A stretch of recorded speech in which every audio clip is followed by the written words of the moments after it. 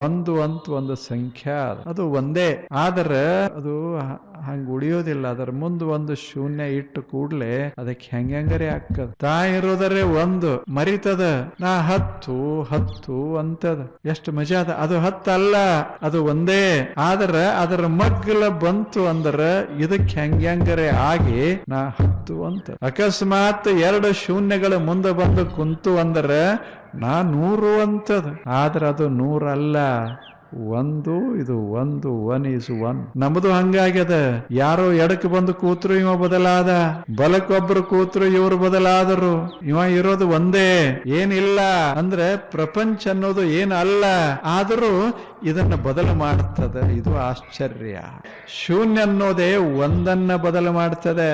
ಆಗ ಅರ್ಥವಿಲ್ಲದಂಥ ಜಗತ್ತಿನ ಏನು ವಸ್ತು ಒಡವೆಗಳದಾವ ಇವು ಹುಚ್ಚಿಡಿಸ್ತಾವ.